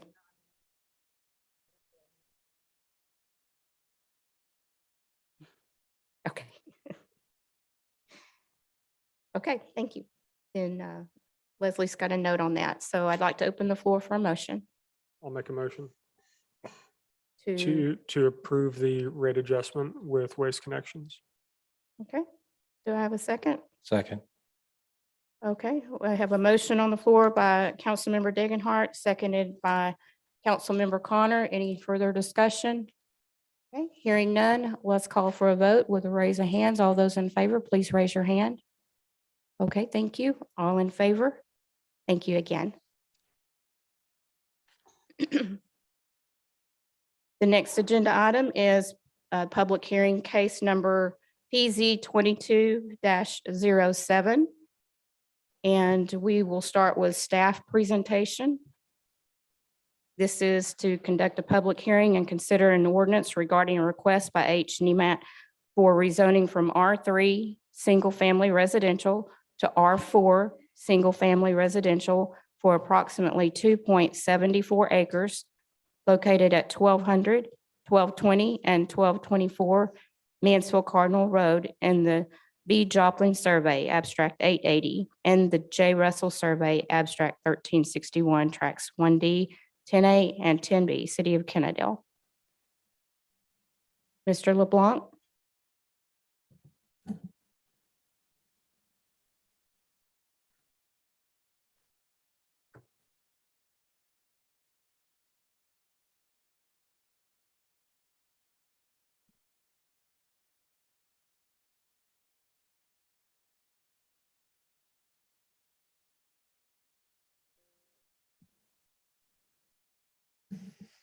Again, this is for rezoning approximately 2.74 acres from R3 to R4 zoning.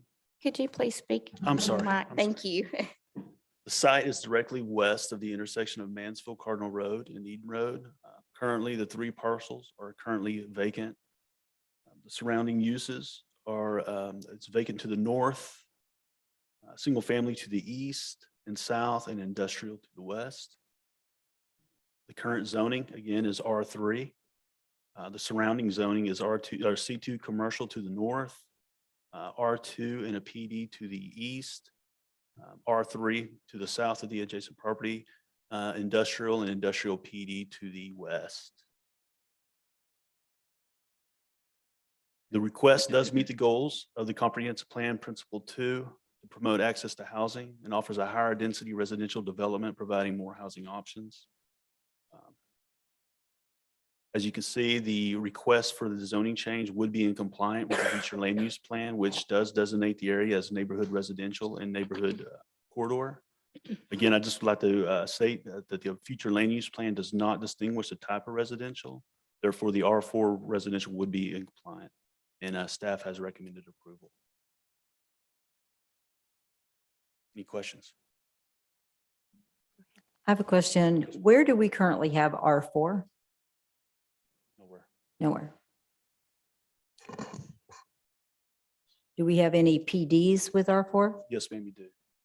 And where are they? That is the, is it- Magnolia yeah, that's it. Hills. Almost Magnolia Hills and Dillview, would that be considered R4? I'm not familiar with Delview. That's it. There's 2 of them that are both PDs. Which ones? I'm sorry, I caught Magnolia. What was the other one? Dillview, the new subdivision one? right here. Yeah, I would consider that R4 housing, in my opinion. I mean, they're kind of small. Is it? Okay, I'm not familiar with that one. It's PDHT Hilltop. That's it. Yes, sir. Yeah, you're correct. You're correct. When you said that way. Yeah, Delview is the street name. Okay, Yeah, yeah. so Sorry. Hilltops. That's okay. Sorry.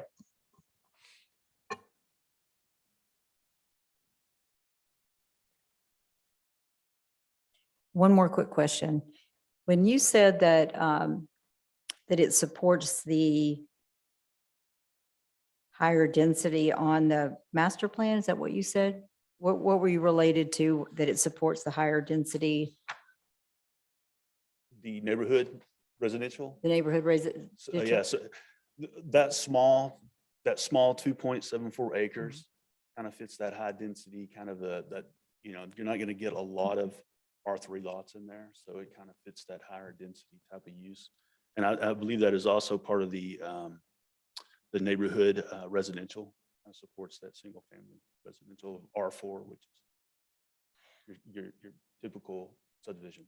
Okay, because R4 was just created in Kennedale Yes, ma'am. recently. So it wasn't on our comprehensive plan or land use plan. Right, but your future land use plan does not designate what type. Correct. Density, but it does, give you specific development types. Such Correct. as single family residential. Correct. Stuff like that. Thank you. God, I thought I had another question. It'll come back to me in a That's minute. Okay, and I just want to add that this request may sound familiar to some of you in the audience and watching online. It was heard back in October of 2021. And at that time, when it was presented to the P and Z and then later to the council, there was an error in the amount of acreage. It was submitted originally as 1.474 of an acre, and the correct acreage is 2.74 acres. So that's why they are bringing it back towards the Planning and Zoning Board and to council now. The Planning and Zoning Board did approve it, and so now it's here for our consideration. And you have one more question? Yeah, it Okay. came back to me. So the difference between R3 and, because it's currently R3. Yes, So if ma'am. they wanted to build R3 right now, they'd just go build. Yes, ma'am. That's what it is. Yes, ma'am. So the R3, oh, good for you. Thank you. I can't read that, so Oh, you're gonna have to sorry. help me. So the R3 would give the difference between the R3 and the R4.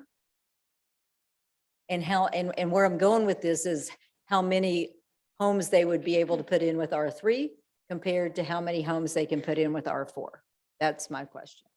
That might be a question for the applicants here. Maybe they have a site plan or something. Maybe they've already done a preliminary site plan. They can tell you the exact number of units versus mine would just be a guess. Well, I'm just asking you from the specs that we have up here, because once you change his zoning, it doesn't matter what he tells us tonight. He can put X amount of homes per, as long as it's within the zoning, he can put them in, no matter what he tells us Correct. tonight. He can put. He could tell us he's only gonna put one house per, Mhm. per whatever, but once the zonings change, he can put whatever that zoning requirement is. Yes, ma'am. So with our zoning, can you give me a rough estimate based on what you know?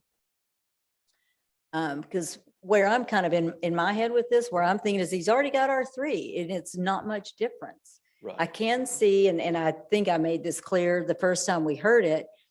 So this property is shaped like a triangle, and I could see maybe the top part of the triangle being changed to R4 because of the shape of it, to get, another property in, because there's 3 different plats. Yes, ma'am. But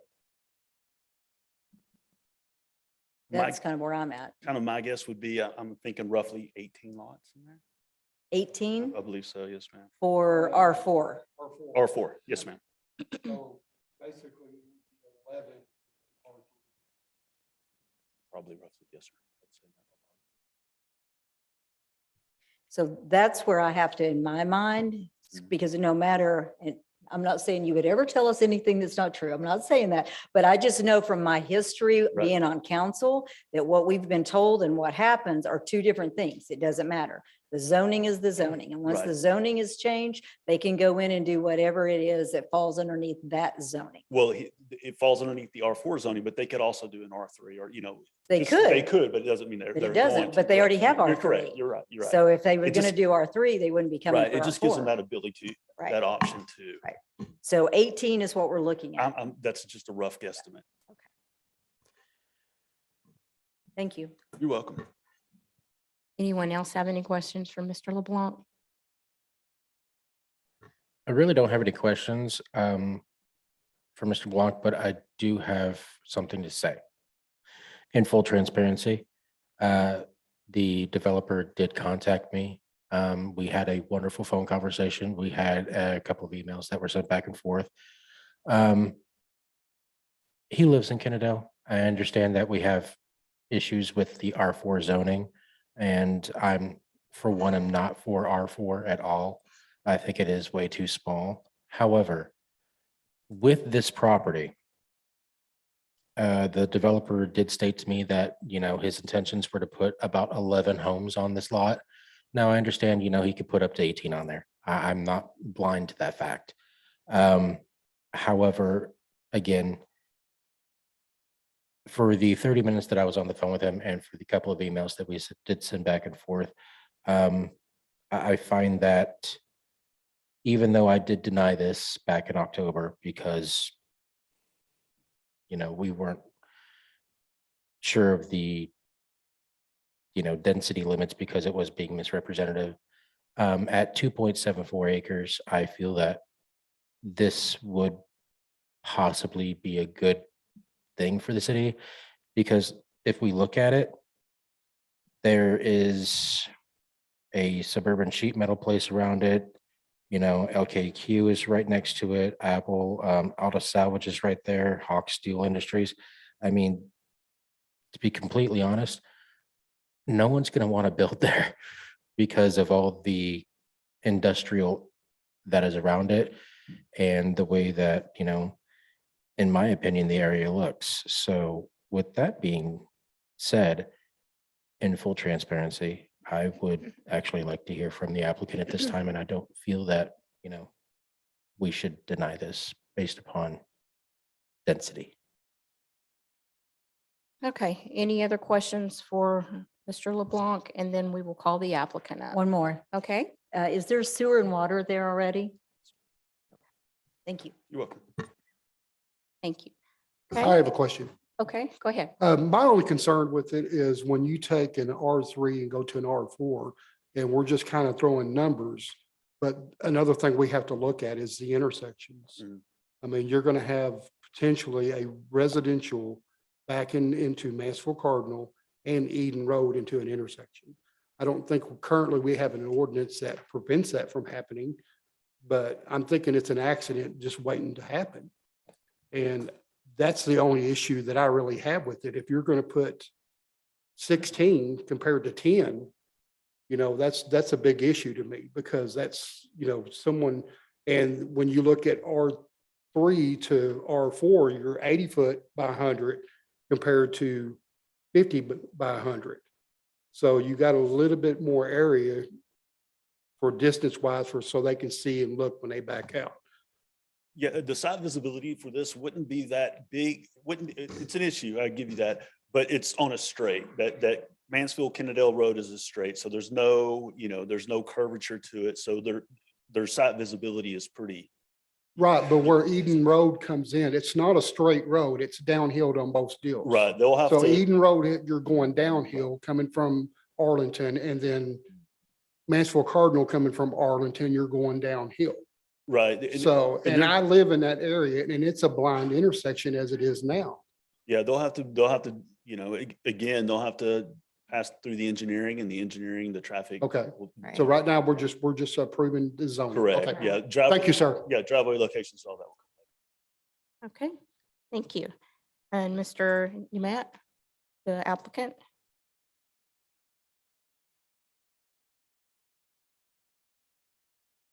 Good evening. Good evening. I'm Nemat. How you guys doing? Nice to see you. Nice to see you all again. The numbers that was thrown around, it definitely is very inaccurate. There's no way you can put like 18, 16, even 14. I don't think even 12 is possible because of its shape. I've got a small presentation. If you want me, I can put it up and you guys can. Is that okay?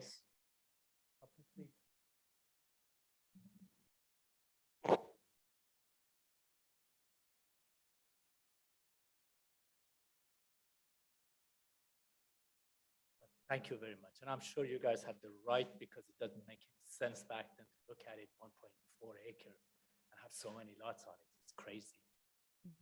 But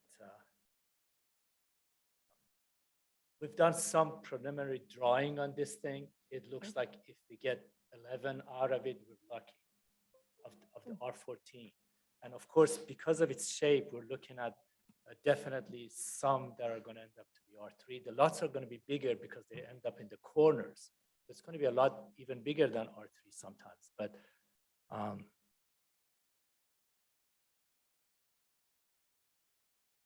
double click. This is a small presentation. Of course, this shows the location. This is the lot itself. If you guys, I'm going too fast, please let me know. This is the cross section of Eden and Mansfield Cardinal. And as it was said before, this one is already zoned as R3 at the moment, but it's surrounded by pretty much commercials. This, of course, is a very, there's nothing but land, dirt, and, keeping the dirt in there. This was a car parts before, and I think still is going to be zoned for that. We got PD on this side and C2 on this side. So it's good to build it. as a home, because once you build it, people are gonna come over there, live there, and they're gonna have to consume from the surrounding areas. And we did some preliminary drawing. This is not the final, but as you can see, you really can't put that much lot on it.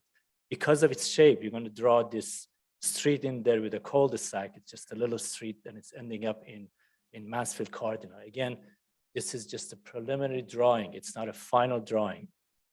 But when you look at it, because of its shape, for example, this is pretty large lot. For example, this one is a very large lot. It's just a matter of being able to put that in there that is 100 by 50 versus 80. So it's only a little bit different. If we go with R3 on all of them, we're going to end up with probably 8, maybe somewhere in that range. But if we go with R4, we may end up to be 11. But I'm looking at it again. If there are some other, there definitely will be some other restriction to talk with the engineering department, and it may even cut it down to 10. I don't know yet. But the way it is right now, the sewer system is right about here, but still it's going to cost over $160,000 to just get it draw it all the way into the cul-de-sac and be able to have, section. There is sewer right about up here. Let me show you on this map. It ends up right, one of them ends up right here, and I believe there is another one right about here. But it's still, believe it or not, it's such a short distance. It still is going to take about 165, and this estimate is about a few months old. This is when we originally started thinking. Pardon me? Yes, that's what I said, yeah. Sewer and water.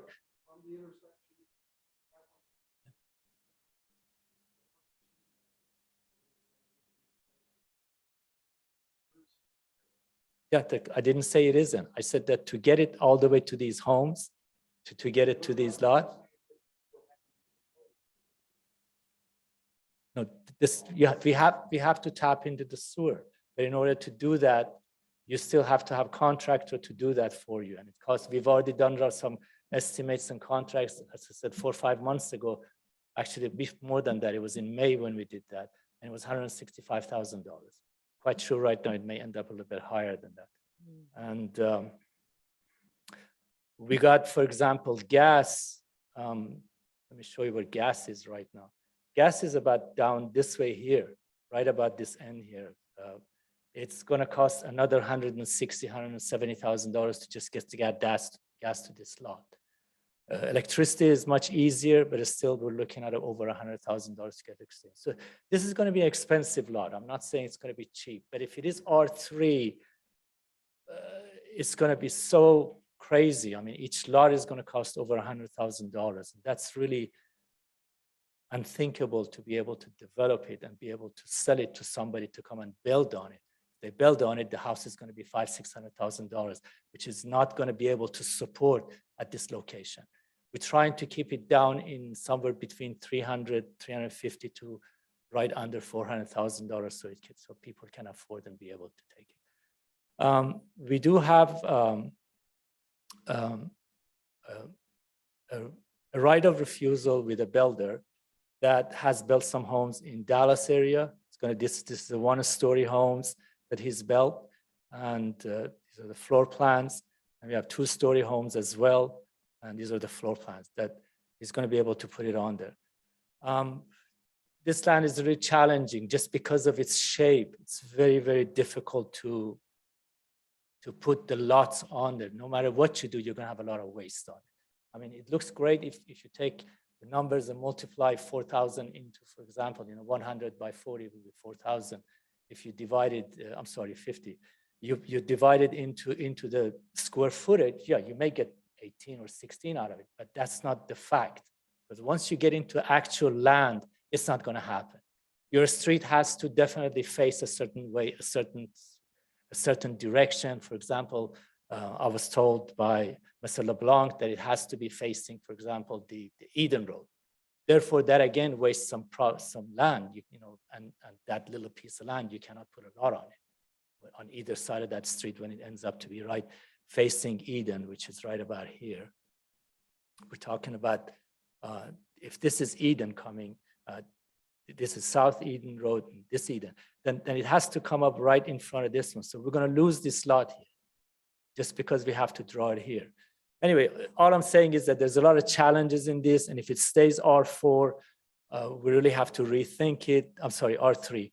But if it's R4, we're going to end up thinking about mixture. A lot of them are going to end up to be large or larger than R3, but some of them are going to be R4. And like you said, we definitely have the right to do all of them R4, but we don't have any choice sometimes because, like I said, the ones that are far in the corners and right-of-ways the way they are, it's going to end up to be the size of an R3. City is going to benefit from this property on the first year, probably $170,000 altogether, with all the taxes that I looked it up. But overall, I think city should support, encourage us to build this thing as residential. If we leave it like it is right now, it's vacant lot. If you put it into commercial, I'm not sure what you can do with it because I don't think there's enough sufficient traffic to support any commercial that's worthwhile, unless if it turns out to be a car parts or something like that. And I would appreciate if you guys can approve this thing for us to go to R4 or a mixture of it. I did request, or I wanted to request a PDR4, but I think that's reserved for 5 acres or more. So we're not able to do that. But we're here, especially the engineering is going to dictate certain things to us to be able to do it. So any question? Anyone have any questions? What's the average size of these homes? I know you said some of them are going to be bigger than others, so let's just say the smallest one. What size would the smallest one We're potentially looking be? anywhere from 2,000 to 3,000 square feet. Okay, so probably nothing less than 2,000 square feet. Oh, definitely. Okay. Be definitely over than 2,000 square foot to 3,000. And the prices we're estimating to be anywhere from $300,000 to $400,000. Probably cannot go over 400. Or try to keep it less than that. And probably is not going to drop below 300, and it could, depends on the size of what they select. Because when we're going to try to pre-sell these things, they're going to select on what they want, how they want it to be done. There's going to be several different plans for people to select on what they want. Anyone else? Thank you. Appreciate it.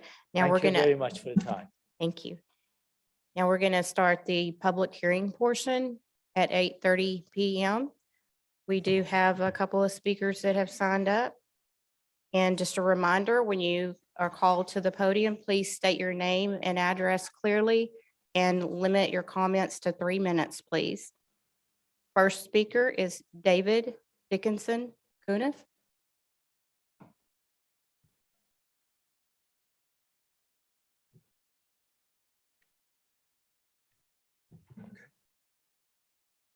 Thank you, Madam Mayor.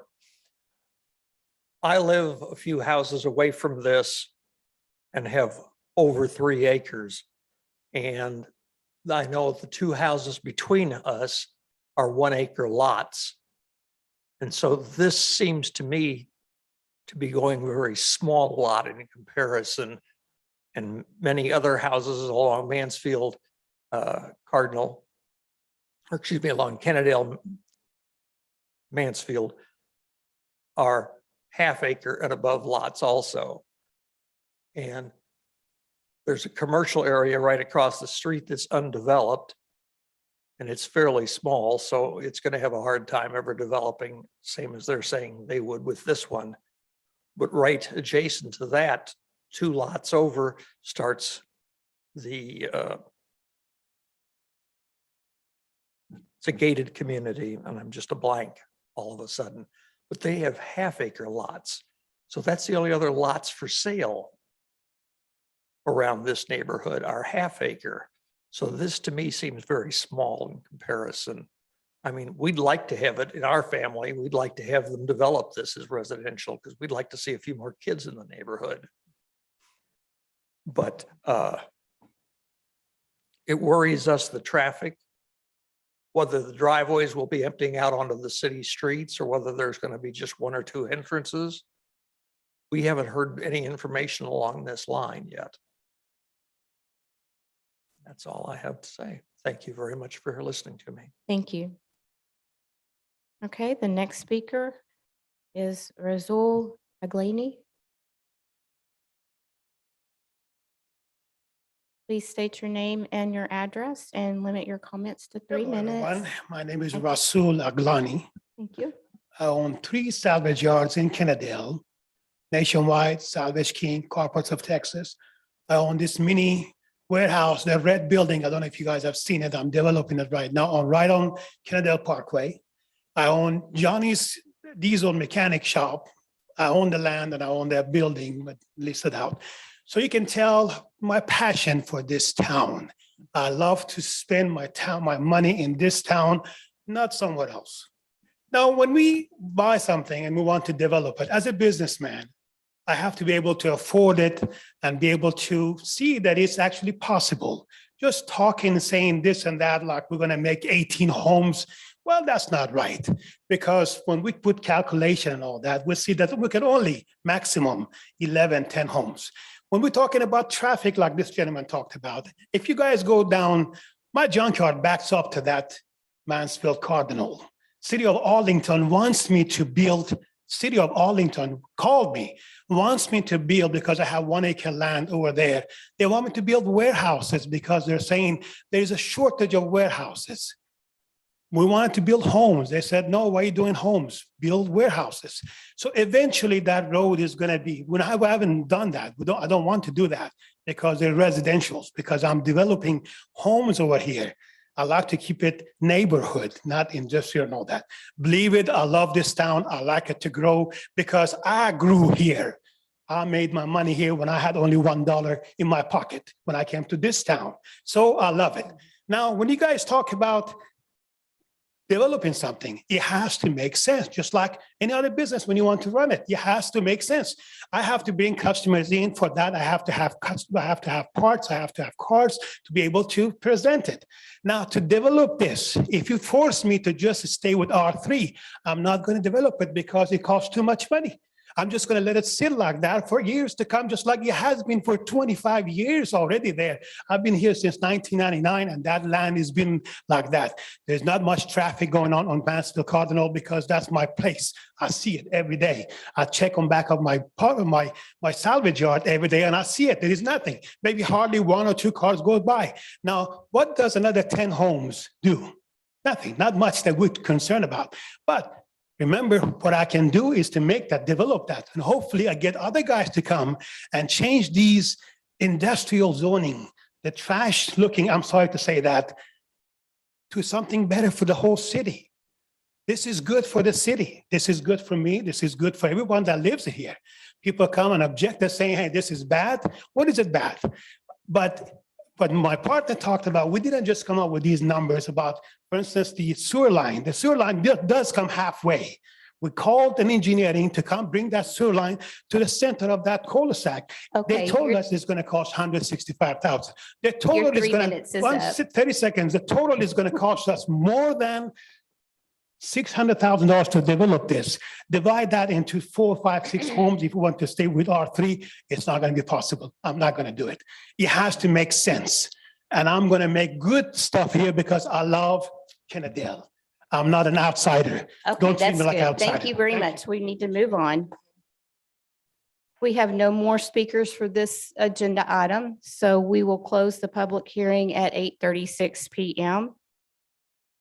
And I will open the floor for a motion. Ms. Mayor, can I ask one question to maybe Chance? Yes, please. So parking, it seems like every house, if you got 2 cars, and I know this really doesn't have anything to do with the zoning, but I'm just curious. So every house has got a couple of cars. If these houses back up to, what road would they back up to? They have an Or the internal, front, the entryway, where would it be? they have an internal road Okay, so, and their driveways will be off that internal road. okay, so if somebody, if they had guests over, where would they park? In the driveway. I believe they have driveways. I haven't seen. So they wouldn't be parked on any No, of the sir. major streets? No, it's an internal Okay, cul-de-sac. that's really all I wanted. You're welcome. Your question. Okay, then the floor is still open for a motion. I would make a motion to approve PZ case number 2207. I think that's right. Okay, I have a motion. Do I have a second? I'll second. Okay, we have a motion by Councilmember Mitchell and second by Councilmember Connor. Any comments? No discussion? Call for a vote with a raise of hands. All those in favor, please raise your hand. Okay, and all those opposed, please raise your hand. Thank you. Motion approves by a vote of 4-1. Councilmember Mayor Pro Tem Joplin voting against. Next agenda item is case number PZ 22-08 is to conduct a public hearing to receive public comments and consider approval of a request by, thank you, by the Quero Kennedale Partners LP for a replat of approximately 4.735 acres at 5314 Kennedale Sublet Road, being a replat of the Quero Coker Addition, Block 1, Lot 1R, Kennedale, to create the Quero Coker Addition lots 1R, 1, 3, 4, and 5. And we will begin with staff presentation by Mr. LeBlanc.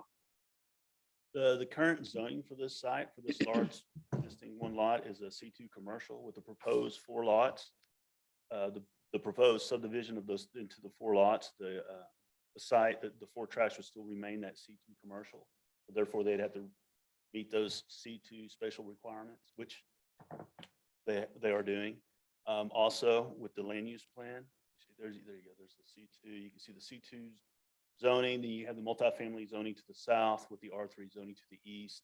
And I guess Arlington, City of Arlington, commercial retail to the north. Future land use plan, as you can see with the proposed, the future land use plan falls in the urban village, which for commercial purposes is intended to, the intended use conforms to the current comprehensive plan types found in the urban village of retail and service. And based on the review of the plat, it has met the special requirements defined in the C2 commercial zoning district table. The overall development is in conformance with the current comprehensive plan, and the plat has met technical specifications for replat. So therefore, the city has recommended for approval. Any Okay, questions? any questions? No, thank you. And is the applicant here Yes, ma'am. present? Would you like to present? Okay. Does council have any questions for the applicant? No, thank you very much for attending. Okay, at this time, we're going to open up the public hearing portion for this item at 8:40 PM. We do have one person signed up. Cannon Maki. Oh, okay, sorry. Well, you filled out the form. You sure you don't want to say anything? Okay, thank you. Okay, then are there any other persons wishing to speak on this public hearing item? No. 8:41 PM, we will close the public hearing portion, and I will open the floor for a motion. Motion to approve case PZ 2208. Second. Okay, we have a motion by Councilmember Mitchell, seconded by Councilmember Dagenhart. Any discussion? Hearing none, we'll call for a vote by a show of hands. All those in favor, please raise your hand. All in favor, unanimous. Thank you. Okay, and the next item is case number PZ 22-09. Conduct a public hearing to receive public comments and consider approval of a request by Data Point Surveying and Mapping for a replat of approximately 0.597 acres at 124 and 130 West Fifth Street, being a replat of original Town of Kennedale, Block 43, lots 1 through 4, to create Old Town lots 6R and 7R.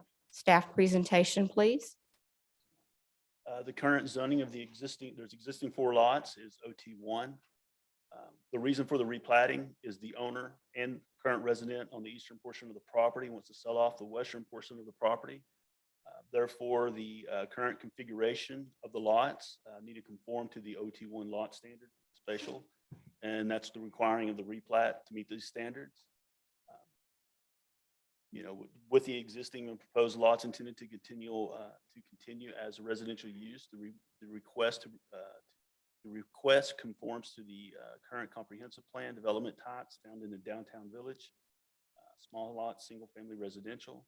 And based upon the review of the replat, the spatial requirements are met for OT1 district table, and the continual residential use is in conformance with the comp plan. And the plat has met the technical specifications for the replat. Therefore, staff is recommended approval. Any questions from council to staff? No, thank you. Okay, is the applicant data point surveying and mapping present? No, ma'am, they're No, not. okay, thank you. And I will open the public hearing portion of this item at 8:43 PM. No one has signed a form to speak. This is a public hearing item. We'll open it to anyone present that wishes to speak. Okay. No one wishes to speak, so 8:43 PM, we will close the public hearing portion, and I will open the floor for a motion on this item.